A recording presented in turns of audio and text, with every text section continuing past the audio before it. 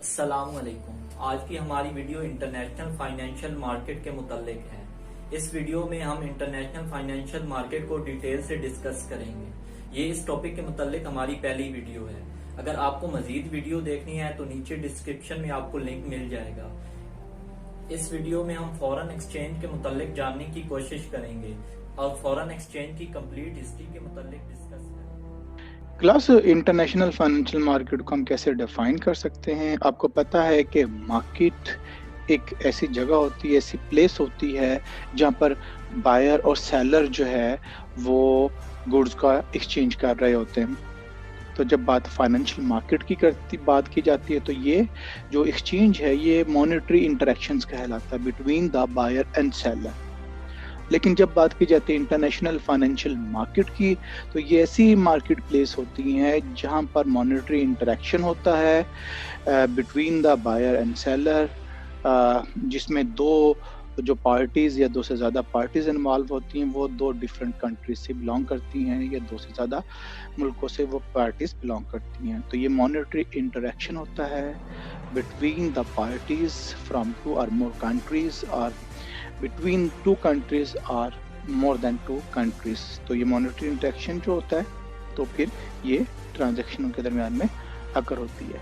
तो ये इस तरीके से इंटरनेशनल फाइनेंशियल मार्केट्स को बोला जाता है। फॉर एग्जांपल जो इंटरनेशनल फाइनेंशियल मार्केट्स हमारे पास हैं, न्यूयॉर्क स्टॉक एक्सचेंज है, लंदन स्टॉक एक्सचेंज है, ये स्टॉक मार्केट जो है इंटरनेशनल फाइनेंशियल मार्केट है। उसके अलावा नस्दक है, उसके अलावा जो कमोडिटी की जो है जो मर्केंटाइल एक्सचेंजेस दुनिया में काम कर रही हैं, लंदन और यूएसए की जो है, तो ये जो मार्केट्स हैं ये भी हमारी इंटरनेशनल फाइनेंशियल मार्केट हैं।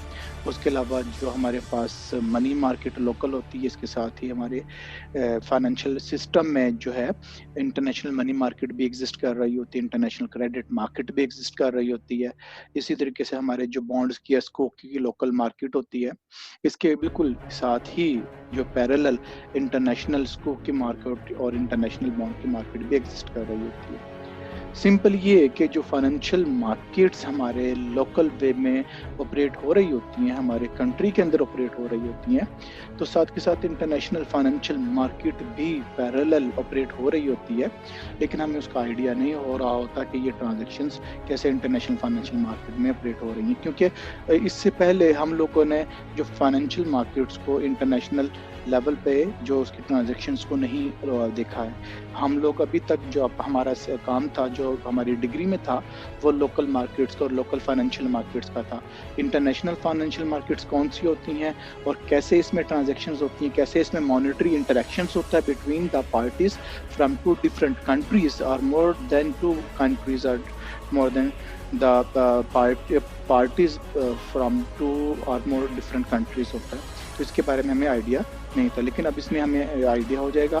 सिंपल वे में monetary interaction between the parties from to different और more than to different countries जो है वो हमारे यहाँ पे डील होगा। हम लोग अपने काम की तरफ आगे बढ़ते हैं। इंटरनेशनल फाइनेंशियल मार्केट को एक्सप्लेन करने के बाद हम लोग नेक्स्ट में चलते हैं, तो हमें जो इसमें टॉपिक आएंगे उसकी तरफ आते हैं। टॉपिक आने से पहले थोड़ी सी एक्नॉलेजमेंट जो है यहाँ पे दी गई है और उसके बाद हम लोग आते हैं अपने टॉपिक में, जो इंटरनेशनल फाइनेंशियल मार्केट के चैप्टर में हम लोग पढ़ेंगे। ये इसमें हमारे पास टॉपिक्स आ रहे हैं।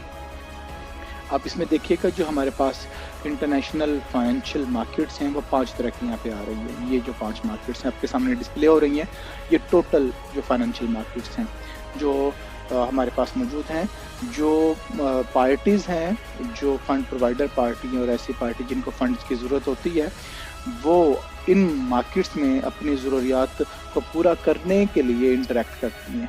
तो इसमें डिफरेंट तरह की मार्केट है। सबसे जो बड़ी मार्केट है फॉरेन एक्सचेंज की मार्केट है, तो वो हमारे पास पहले नंबर पे, और उसके बाद बाकी जो मार्केट्स हैं वो हमारे पास यहाँ पे दी गई हैं। तो उसके बाद 2 और अलाइड टॉपिक्स हैं वो भी यहाँ पे दिए गए हैं, और इसके बाद हम लोग अपने काम की तरफ आते हैं, पहली मार्केट की तरफ आते हैं, पहले इंटरनेशनल फाइनेंशियल मार्केट की तरफ आते हैं जो हमारे पास आ रही है foreign exchange market. International foreign exchange market है। Foreign exchange market, international foreign exchange market जो है क्लास, इसे फॉरेक्स FOREX फॉरेक्स मार्केट भी बोला जाता है। اسے فورن ایکسچینج کی مارکیٹ بھی، فورن کرنسی کی مارکیٹ بھی بولا جاتا ہے۔ اس مارکیٹ میں ہوتا کیا ہے، آپ روپے دے کر دوسری کرنسی لے رہے ہوتے ہیں۔ فار ایگزامپل جیسے حج پہ یا عمرہ پہ جو ہمارے زائرین جاتے ہیں تو انہیں جو ہے سعودی ریال کی ضرورت پڑتی ہے، تو وہ حج یا عمرے پہ جانے سے پہلے ہی پاکستان میں جو ہے روپے دے کر منی چینجر سے جو ہے وہ سعودی ریال لے رہے ہوتے ہیں۔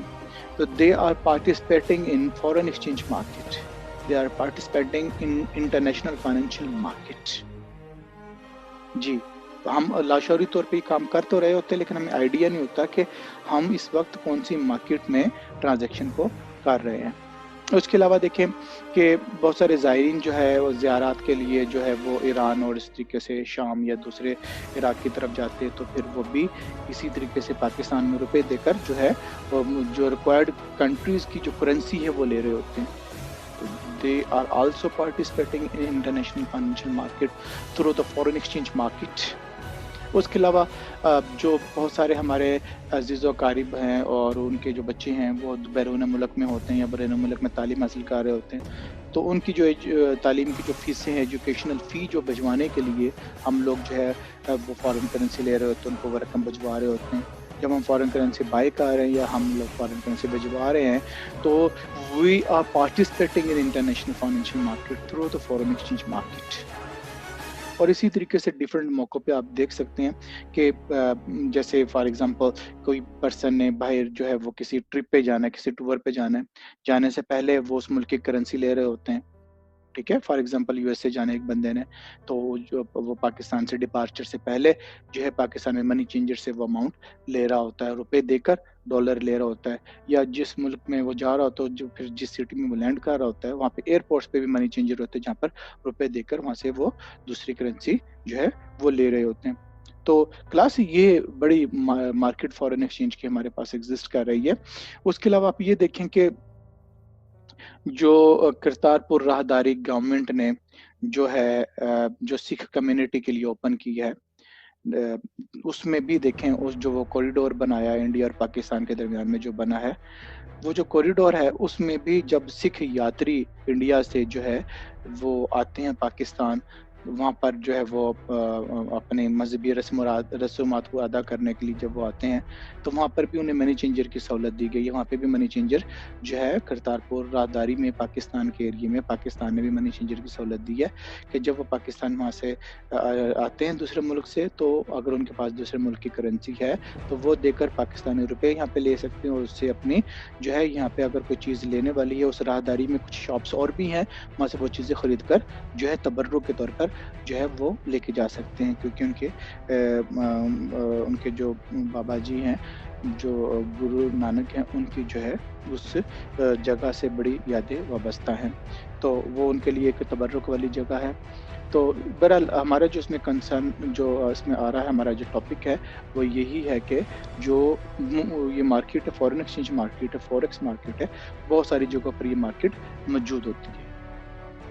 اس کے ساتھ ساتھ کلاس جو فوریکس مارکیٹ میں یا فورن ایکسچینج مارکیٹ میں ٹریڈنگ بھی ہوتی ہے، لوگ اس میں اسپیکولیٹو ایکٹیویٹیز کے تھرو پیسہ بھی کماتے ہیں، وہ بھی مارکیٹ موجود ہے۔ ابھی جیسے آپ لوگوں کے سامنے یہاں پر یہ بیک گراؤنڈ میں جو امیج آ رہا ہے، اس میں آپ دیکھ سکتے ہیں کہ جو ہے ڈفرینٹ کرنسیز آ رہی ہیں، اور ان میں جو ہے بالکل روزانہ جب ٹریڈنگ ہوتی ہے تو قیمتوں کے اتار چڑھاؤ سے جو ہے بہت سارے لوگ اس پہ اپنا منافع کمانا چاہتے ہیں، اور اس کے لیے وہ ڈفرینٹ کرنسیز خریدتے ہیں، اور جب اس کی قیمت میں کچھ اضافہ ہوتا ہے تو وہ اس کو بیچ کر جو ہے اپنا منافع جو ہے وہ مٹیریلائز کر لیتے ہیں۔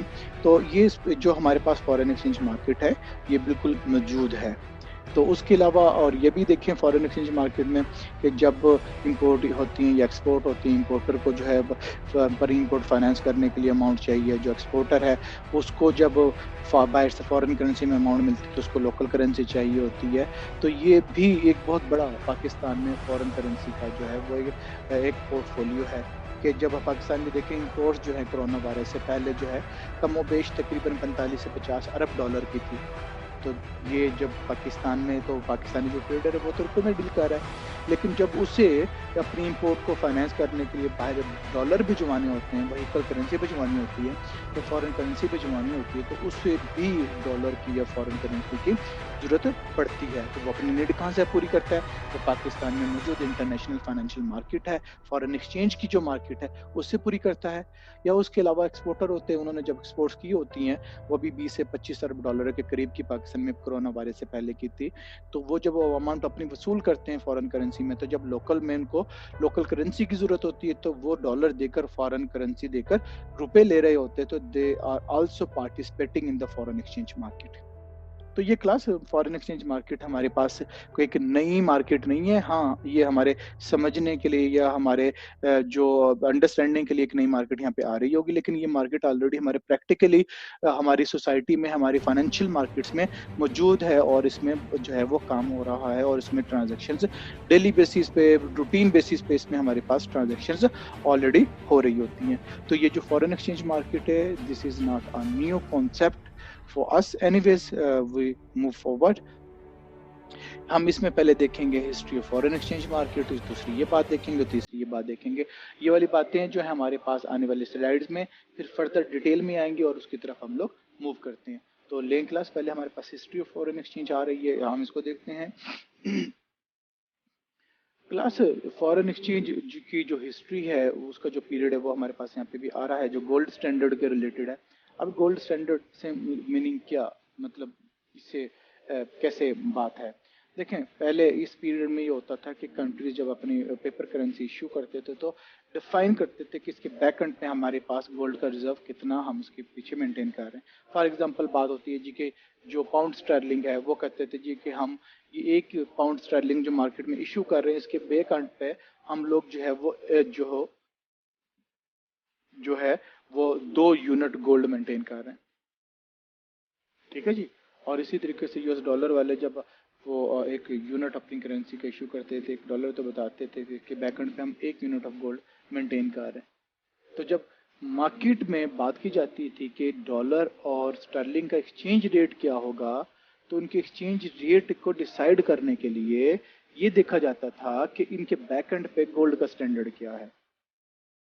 تو اس کا مطلب یہ ہوا کہ یہ اس میں ایکسچینج ریٹ کا تعین کرنسی کے درمیان میں جو ہوتا تھا، that was based on the gold standard, ٹھیک ہے۔ جیسے 2 پاؤنڈ اسٹرلنگ کے بیک اینڈ پہ 2 گولڈ کے یونٹ ہیں، اور ڈالر کے بیک اینڈ پہ لیٹ سے 1 یونٹ رکھا گیا جاتا تھا، تو ہم اس کو کہہ سکتے تھے کہ ہمارا جو ہے 2 US dollar would be equal to 1 pound sterling on the basis of gold standard during that period. تو یہ ایکسچینج ریٹ ڈیسائیڈ کرنے کا ایک میکانزم تھا جو گولڈ اسٹینڈرڈ پہ بیس کر رہا تھا ہمارا اس پیریڈ میں۔ تو اس کے بعد جو اس کی ہسٹری میں باقی دیکھتے ہیں، تو پھر گولڈ اسٹینڈرڈ سسپینڈ ہوا۔ کب سسپینڈ ہوا؟ جب ورلڈ وار فرسٹ ہوئی، یہ بھی جو پیریڈ تھا اس میں جو ہے سسپینڈ ہو گیا گولڈ اسٹینڈرڈ، کیونکہ جب جنگی حالات ہوتے ہیں، ایمرجنسی ہوتی ہے، تو پھر جو ہے وہ یہ نہیں دیکھا جاتا کہ بیک اینڈ پہ کتنا گولڈ رکھنا کتنا نہیں۔ کنٹریز اپنی فوری طور پر ایمرجنسی بیسس پہ اپنی فائنینشیل نیڈس پوری کرتے ہیں، اپنی جنگی نیڈس پوری کرتے ہیں، اور اپنی جو اس وقت کی جو ایمرجنٹ نیڈس ہوتی ہیں اس کو فرسٹ پرائرٹی پہ پورا کرتے ہیں۔ گولڈ اسٹینڈرڈ اس پیریڈ میں سسپینڈ کر دیا گیا۔ تو اس کے بعد ایک اور پیریڈ آیا، ایک اور پیریڈ جو ہمارے پاس آیا وہ پیریڈ تھا ایکسچینج ریٹ ریجیمز کا پیریڈ تھا، جو ہمارے پاس فکسڈ ایکسچینج ریٹ سسٹم میں آیا 1944 1973 1944۔ یہ وہ پیریڈ ہے 1944 جس میں دنیا کی فائنینشیل ریسٹرکچرنگ ہوئی، بریٹن ووڈز ہوا، IMF بنا، اور IBRD جو ورلڈ بینک اب کہلاتا وہ بنا، اور اس طریقے سے پوری دنیا کی فائنینشیل ریسٹرکچرنگ اس پیریڈ میں ہوئی ہے۔ اور یہ جو پیریڈ 1944 سے آن ورڈ کا پیریڈ 1973 کا پیریڈ ہے، یہ وہ ہے جس میں فکس ایکسچینج ریٹ رجیم دنیا میں پریویل کرتا رہا۔ اب فکس ایکسچینج ریٹ رجیم یہ کیا ہے سسٹم؟ یہ سسٹم بڑا سمپل سا ہے، یہ آپ نام ہی دیکھ رہے ہیں کہ اس میں فکس کیا جاتا تھا بائی دا گورنمنٹ کہ ہمارے ملک کا exchange rate with respect to other countries یہ رہے گا۔ فار ایگزامپل جیسے ہم بات کرتے ہیں جی کہ ہم کہیں جی کہ اس پیریڈ میں हमारे रुपए का डॉलर के साथ जो एक्सचेंज रेट होगा वो फिक्स होगा, 10 रुपए $1 के बराबर होंगे, और गवर्नमेंट ने ये जो है फिक्सेशन की है। तो इस तरह का जो रेट होता है, इस तरह का जो पीरियड है, उसको हम फिक्स एक्सचेंज रेट रजीम या फिक्स एक्सचेंज रेट सिस्टम बोलते हैं। दैट इज कंट्रोल्ड और मेंटेन्ड बाय द गवर्नमेंट, कि जी जो भी हमारे मुल्क में ट्रांजैक्शन होंगी डॉलर और रुपए के दरमियान में, वो इस रेशियो में होगी, इस शरह, इस तनासब से होगी कि 10 रुपए एक जो है वो डॉलर के बराबर होंगे। तो ये कंट्रोल्ड या मेंटेन्ड एक्सचेंज रेट सिस्टम है, that is by the government. उसके बाद हमारे पास इसकी हिस्ट्री में और भी बात आती है, जो बाकी जो 1973 से ऑनवर्ड का पीरियड है वो फ्लोटिंग एक्सचेंज रेट का है। फ्लोटिंग फ्लोटिंग एक्सचेंज रेट ऐसा एक्सचेंज रेट होता है जिसका तयन फॉरेन एक्सचेंज मार्केट की मार्केट फोर्सेस करती हैं। रेलिवेंट करेंसीज की डिमांड, रेलिवेंट करेंसीज की सप्लाई डिसाइड करेंगी कि क्या एक्सचेंज रेट होगा। ये pure floating exchange rate system है, मतलब जिसको थोड़ा सा भी कंट्रोल नहीं किया जाता, क्योंकि जब फ्लोटिंग एक्सचेंज रेट सिस्टम को अगर थोड़ा सा कंट्रोल किया जाए तो वो पैक्ड एक सिस्टम बन जाता है, floating packed system. Packed system में ये होता है कि फ्लोटिंग ही हमारा सिस्टम है, लेकिन उसके अंदर रेंज बाउंड दे दी जाती है, जी कि जो फॉर एग्जांपल जो डॉलर के रेट है, फॉर एग्जांपल जो है वो 10 रुपए से 12 रुपए के दरमियान में जो है वो फ्लोट होगा, तो उसको कहते हैं पैक्ड, मतलब उसको आपने बाउंड दे दी, रेंज दे दी है। तो ये फ्लोटिंग में एक ये भी आगे एक एक्सटेंडेड चीज होती है। तो लेकिन यहाँ पे हम इसका मतलब देख लें तो फ्लोटिंग जो है प्योर सेंस में तो यही है कि ऐसा एक्सचेंज रेट जिसको मार्केट फोर्सेस डिसाइड करें कि क्या होगा। ठीक है जी। जैसे पाकिस्तान में मौजूदा जो सिस्टम चल रहा है वो फ्लोटिंग एक्सचेंज रेट सिस्टम है। आप रोज़ाना देखते हैं कि डॉलर के रेट में कमी या इजाफा हो रहा होता है। जैसे आजकल डॉलर तकरीबन 160 रुपये के करीब चल रहा है पाकिस्तान में। तो अब से तकरीबन मेरा ख्याल है कोई हफ्ता 10 दिन पहले ये 166 रुपये के करीब था, तो उससे पहले ये 170 के करीब भी गया था।